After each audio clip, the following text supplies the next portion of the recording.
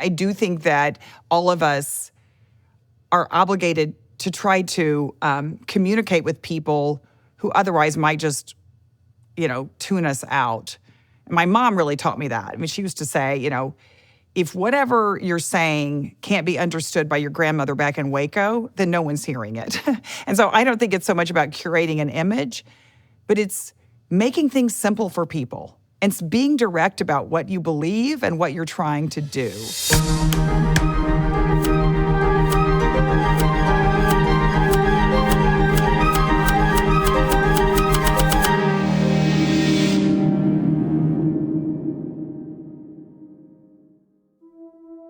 So tell me a little bit more about your childhood and the kind of family and community that you were a part of. Well, I was born in Waco, Texas, and then my mother left as soon as she could get out of there. We moved to Dallas, and my dad was a civil rights attorney, labor lawyer, and my mother was what we called a housewife in those days when she was taking care of 4 kids.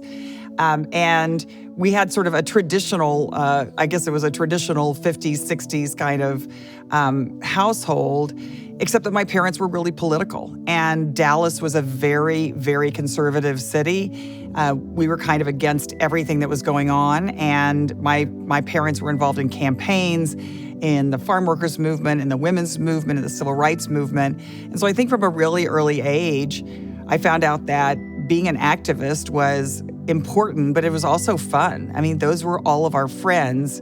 And then eventually we moved to Austin, Texas, which was a much more hospitable place for my very progressive parents. And that's when I think we all got just sort of full swing into the movements, again, for women's rights, to end the war in Vietnam, and where I really learned that maybe this is something I could do for the rest of my life. What was your father like during your childhood? Could you just describe his civil rights work a little bit more and how he came to influence you? So my father was an only child. Both my parents were. And his mother was very independent. She was part of the League of Women Voters. I think she started the League of Women Voters in Texas. She was from the East, and so she just had a whole different point of view about what women could do than was sort of the traditional norm in Texas. And my dad became a labor lawyer. He represented unions, which in Dallas, and worked with the farm workers. That was my upbringing, was sort of fighting the powers that be. And so my dad had a huge influence on me. I became a union organizer right out of college. Even here at the age of 89, he's still filing lawsuits against the lieutenant governor of Texas. So he is one of those kind of unrepentant activists, very progressive, really out of step with the mainstream of Texas, but proudly so. People obviously know your mother as a public servant and a political trailblazer, but what was your mother like as a mother growing up? I mean, it's funny. My mom was always trying to do what was expected of her. So she was the perfect housewife in Dallas, Texas, which is kind of funny now if you look back and think, what was she thinking? I mean, she put on the perfect dinner parties. She threw the perfect holiday events, birthday parties, everything. As she said, if it was in the glossy magazine, she was trying to do it. And she was taking care of 4 kids, which was not that uncommon in Texas at the time. She had no career. And so she threw herself into political campaigns and things that would keep her mind busy. I think it wasn't until much, much later that she actually figured out she could do something other than take care of kids. And of course, once she did, we moved to Austin. She ran a political campaign for a young woman lawyer who wanted to be in the state house. And that was actually very uncommon in the time. We didn't have very many women in elective office. And actually, all of us kids got involved in the campaign, and we won. She won the race, which was really not expected. Her name was Sarah Weddington. And of course, she had argued the Roe versus Wade case, so she was already a trailblazer and a firebrand. Mom went to work for her in the Capitol. And then at some point, Mom thought, well, I guess if these other women can run for office, I guess I can too. And so she started her political career relatively late in life. I mean, her kids we weren't all grown, but, she had been doing that for many years. But man, once she got into it, she fell into it with a vengeance. It was clearly what she was meant to do. and of course, eventually, ran for governor of Texas. And in almost a complete miracle, we won that race too. So then after 4 years in office, your mother was defeated in her bid for re-election by George W. Bush. That campaign was notoriously dirty. What did your mother and you think of George W. Bush? There was a lot of feeling about him. I think the difficulty was really about the campaign. Obviously, Karl Rove really cut his teeth. I mean, he, went on to become such a famous and infamous political strategist. It was the year that the Christian right became very involved in politics, and Texas was one of those places. It was the year that Ralph Reed and the Christian Coalition became involved in electoral politics. So it was a tough year, but she was tough. She really believed, particularly as she got older, you have one life. You have one chance to make a difference in this world, and so you better take it. And I think she just sort of brought that, whether to politics or to child rearing or to just enjoying life. That was sort of her approach. What were the expectations that she had for you that she was trying to cultivate in you? I think she probably had the same expectations for me. I was the eldest daughter, eldest child, and she would say, they had no idea how to raise kids. They were very young, and so I had to be perfect. And so there was a lot of expectations, I think, at a very early age. But eventually, she really had the same expectations for me that she had for other women. She saw so many women, and I know this was a reflection on her own experience, that women waited until they were perfect to do the next thing, right? They waited until they were asked, whether it was to run for office, whether it was to be in charge of something, even though she knew women were behind the scenes running everything. And she was a big believer in not only pushing other women to do more, but linking arms with them and walking down the road together. I mean, it's funny, when she was governor of Texas, she was sort of like a unicorn. Like, I don't know if there were any other progressive women governors anywhere in the country. And some women I got to know later said, when your mom was governor, she invited any woman she could find in the country to come to the governor's mansion and go to what she called, Governor Girls School. And as a result, women like Janet Napolitano, who went on to become governor of Arizona, and Kathleen Sebelius, Kathleen became governor of Kansas. They said what a big difference that made, right? Is that mom was, if I can do it, you can do it too. And that was her attitude till the end of her life. Did you ever butt heads with your parents growing up? Oh my God, of course I butted heads with my parents all the time. I mean, over what I was going to wear, where I was going to go. But I wouldn't say they were not helicopter parents, as we talk about now, with kids. I mean, we had a lot of freedom. They had a lot of freedom. I mean, they had a whole big life. So they weren't like, spending time with us all the time. And I don't think I think with every kid pushes boundaries. It's funny though, and because I've spent so much time with young people in my career, and so many young people that I know who have to fight their parents over politics, over issues. That was never the deal with my parents. We saw eye to eye on most issues. So I think that the kinds of times we fought were over the silly things, not the really important things. And I just think that's the role of teenagers, to rebel. And I think my parents got that. You've always prided yourself on making trouble, as you put it. When did you first begin questioning authority in the Texas of your youth, and where do you think that instinct came from? Well, I mean, the whole idea of questioning why things were the way they were was absolutely born out of the dinner table in my family. And we were always supporting candidates who couldn't win, progressive folk. My dad, had already argued before the Supreme Court over folks, conscientious objectors to the Vietnam War, people who refused. I remember a professor in Dallas that refused to sign a loyalty oath. So he already was demonstrating what it looked like to challenge authority. So those to me are the memories of my childhood, much more than anything else. And then, of course, when we moved to Austin, again, it's the height of the Vietnam War. My dad is working for labor unions, and he's working for conscientious objectors to the war.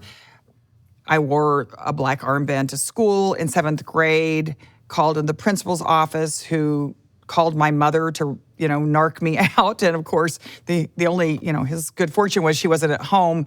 And then I remember too, in 7th grade, I believe it was the very first Earth Day, which is kind of interesting, the things you remember as a child. But I remember making a poster for Earth Day. We didn't know anything about Earth. I mean, this was like a whole new idea, but it completely made such an impression on me that I then, in 7th grade, got some of my other girlfriends and we started a recycling club in Austin, Texas, which also, now recycling's very common. At the time, my dad thought I was nuts. But those early experiences really taught me that if you see a problem, then you got to take a stand and do something, even if it's just your small part. I do think it sort of set me on the path for the way I spent the rest of my life. What was your sex and reproductive education like growing up in Texas? Did your parents ever talk to you about sex or birth control? I would say my experience in Texas growing up with sex education was de minimis. I think we all remember, as any girl growing up at that time in Texas, we got something from Kotex, which was about sanitary napkins. That was something. There was a big assembly that the boys didn't come to, and there was some little Disney film, but there was no conversation about birth control or sex. And really, with my parents, not till much, much later. I think they, frankly, like other Texas parents and probably parents of that era, they were totally ill-equipped. But it's interesting, my good friend in junior high, her mother was a big volunteer at Planned Parenthood. And so we always knew that Planned Parenthood existed if anyone, needed birth control or kind of got into trouble. But I wouldn't say that my parents played a big role in this. And I know that's true today. It's just parents feel really unprepared and not supported. It's why it was a big part of what we try to do at Planned Parenthood is give people the tools and, frankly, young people information, particularly if they couldn't get it from their parents. Were you always pro-choice? Always. Really becoming a mom, I think, is the thing that made me the most adamantly pro-choice. I have a daughter, an eldest daughter, and then I had twins. I got pregnant on the campaign, mom's campaign for governor. And we had twins, which was wild at the time. And then later I got pregnant. I was on birth control, and my husband and I decided not to have another child. So I had an abortion after being a mom. And all of those experiences really, they just confirmed and reaffirmed for me that this is a decision nobody can make except the person who's pregnant, because no one has any idea what your life is like. And it's why I have so much empathy. Majority of women in this country who have an abortion are already moms. And so they do that with full recognition of the responsibility, the joy, the obligations of being a parent. After college, you worked for years as a labor organizer. I'm wondering what lessons you learned in that role that you carried with you for the rest of your career. When I was in college, as I said, I went away to school. Went to Rhode Island. I'd never even been to Rhode Island. It sounded like fun. And so I was definitely a fish out of water there. There were very few kids from Texas. And I immediately got involved in a janitor strike on campus. And it made a huge influence on me. It was because I was sort of thinking, oh my God, I'm at this really fabulous college and it's progressive and all that. And then I realized immediately that I was taking the side of the janitors, not the university. And when I decided to, when I graduated from school, I became a union organizer. First, I worked with garment workers on the Rio Grande border. Then eventually I moved to New Orleans, organized hotel workers. That's how I met my husband. We were, union organizers together, mainly women working for minimum wage, in nursing homes and hotels, as janitors, as garment workers. And it was a huge education for me. I mean, it probably was the most influential job I've ever had in my lifetime, because I spent my days in living rooms and on street corners talking to people who, despite having very few options in terms of their employment, were willing to risk everything to try to make things better. And they knew probably it wasn't going to get that much better for them, but they had kids, they had coworkers, they lived in communities where they thought it's worth fighting for something. And that, I guess, that courage and that determination, and having the chance to actually never live the lives that they lived, but really see it for years, is probably, made the most difference on how I approach work and how I approach my activism. Particularly once we moved to California and I was organizing janitors, these are folks who had actually fought their way, whether it was from Guatemala or Mexico or El Salvador, Honduras, had risked so much. Many had left their families behind to get to California, where they could work as a janitor, and most of them were working, of course, 2 jobs. They were working at night as janitors, and then they had whatever daytime hustle they could get. And yet they were willing to risk all of that, everything they had done to fight for a living wage for janitors, knowing that they could get fired, and many of them did. But that kind of courage, I mean, people used to always say to me, well, your job, it was particularly when I worked at Planned Parenthood, God, your job must be so hard, And it's like, listen, there's nothing harder than cleaning 13 hotel rooms a day for minimum wage in New Orleans, or working in a nursing home in East Texas with no benefits and no job guarantee. That's what hard work is. And I feel like I tried to spend the rest of my life figuring out ways to make life better for the community of people that I've worked with. How did the job at Planned Parenthood get on your radar in the first place, and what were you thinking about when you were finally offered it? So I was living in Washington, D.C., and I was already deeply into progressive politics. Had started an organization called America Votes, which was this effort to bring together all the progressive groups that were doing voter education, registration, voter turnout, everything from Planned Parenthood to the Sierra Club to the Human Rights Campaign to Emily's List. And so I knew all the folks. It was a great job. It was a great organization. It continues on to this day. And so I was very familiar with the current leadership of Planned Parenthood at the time. And so when she left, I knew the job was open, but it never occurred to me that that was a job that I could do. And the search firm called me. And as I've said, I was like, I was so incredibly honored that I would even be, kind of on the list.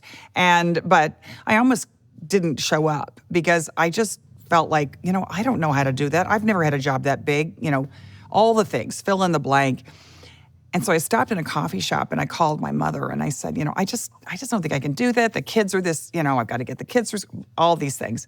And she just said, Cecile, get it together. This is the most important job you could ever have in your lifetime. Planned Parenthood is the most important healthcare provider to women in this country.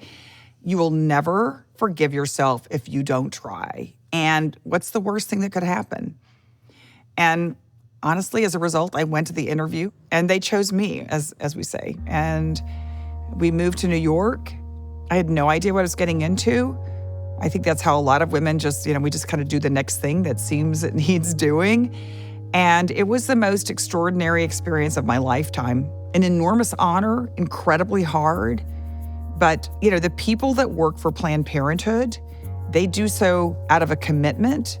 So you meet the most amazing people. And we went through some tough years. We went through some years where we were able to get amazing things done for women's health care, for reproductive health care, particularly with President Obama. What did you see as your mission as the head of Planned Parenthood? What was your larger project? When I came to Planned Parenthood, I think one of the reasons they hired me is we were doing a fabulous job providing health care. Millions of patients every year. We were in every single state. But politics were getting in the way of our ability to care for the patients who were turning to us. More restrictive laws were being passed. It was harder in, more Republican states, red states. And it was clear we kind of needed to rebuild our movement side. Planned Parenthood is a very interesting organization because it has these two parts.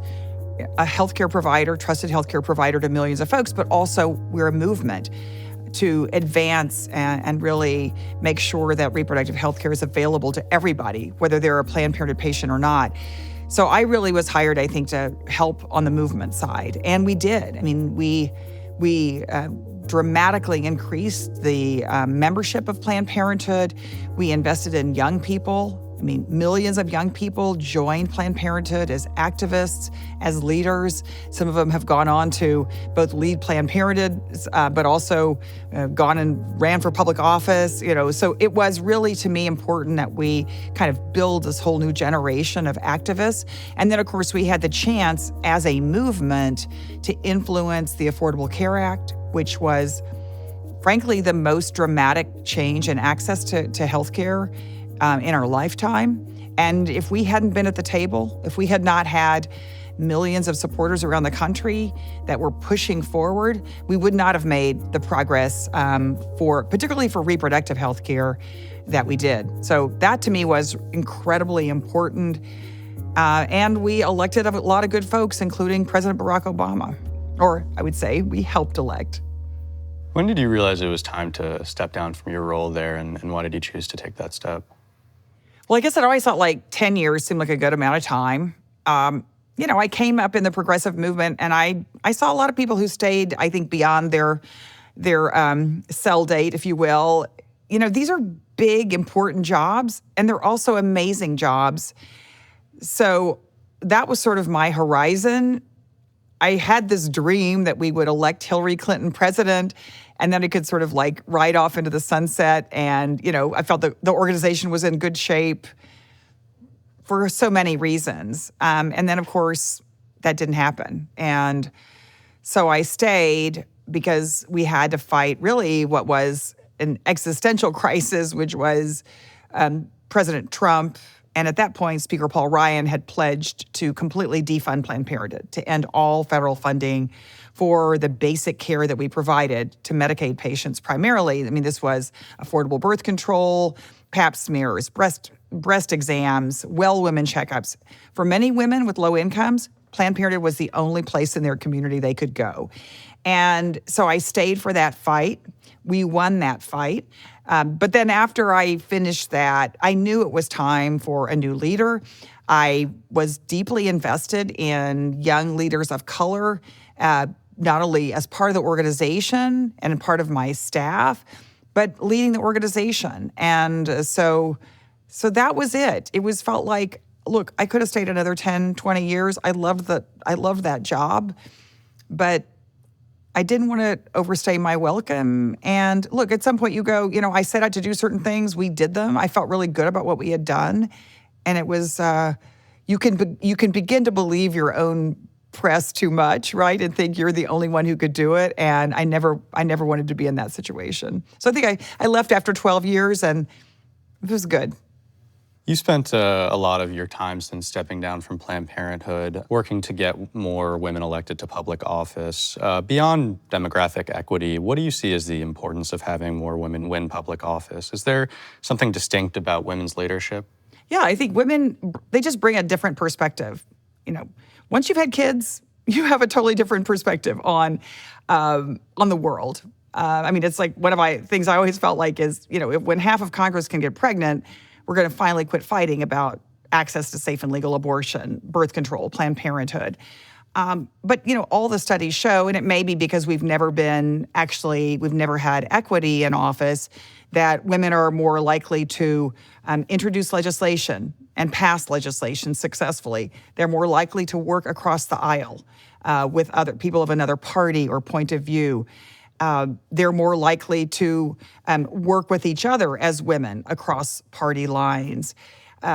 Most women, particularly now, if they're running for office, they're running for office because there's something they want to get done, because there was no one that just tapped them on the shoulder and said, oh, wow, you would be great as a member of Congress. The burdens are still so big that unless you're really committed to doing something in office, it's hard for women to run. Now, at some point, maybe the world becomes more equal, but I do think that the women I know, and particularly young women as they're coming up, as they're running for school board, running for city council, they're doing it because there's something they want to achieve, and more likely than not, they do. Our series of interviews attempts to convey what moral leadership looks like. I'm wondering how you define moral leadership and why there's such a need for it now. I mean, I think that as a person growing up where you have the opportunity and or are kind of forced to witness injustice, whether it's racial or economic, gender, I think moral leadership is doing something about it, and with all humility. And it may be something tiny, it may be something big, but I feel like we were put on this earth to make a difference. And particularly people like myself, who grew up with enormous privilege. I could do anything I wanted to with my life, right? To me, the gift to me was being able to choose to be an organizer, to choose to be a troublemaker. And so I take that privilege seriously. And so I guess for me, moral leadership is taking the gifts that you were given and doing something with them to make the world better. So a lot of progressives take comfort in the edict that the arc of the moral universe bends towards justice. Is that a notion that you believe in? I mean, I guess we all believe, or we wouldn't be progressives and we wouldn't be activists, that the arc does bend towards justice, but it needs a lot of help getting there. And anyone right now in the United States who's a progressive activist has to be wondering how we need to shift and change and adjust in what is becoming an increasingly undemocratic, autocratic, almost totalitarian environment. And so whether it's the attacks on voting rights, which are just so core to our democracy, whether it's attacks on even just the electoral process, the effort to end access to safe and legal abortion, a right that we've had for 50 years, the thought that we're going backwards in all of these areas, I think are causing everyone to try to rethink what more do we need to do, because the rules don't exist anymore like they did for all of our lifetime. And this is the first time I have felt that so deeply. So, I believe in progress. I believe in progressive change. I also believe it's harder now than ever before. Do you ever think about your own legacy? How would you like to be remembered? Well, I don't think about my own legacy, but I guess if I had to, I would think about, I would hope to be remembered as someone who liked to organize, liked to build community, and had a good time doing it. I think one of the things that we forget is that life has to be joyful. And I think organizing and hell-raising and even working in electoral politics can be really fun and hard, but you got to bring joy to this lifetime, because that's the only way you get other people to come along with you. And when you do, you make the most amazing friends, people that you will know forever.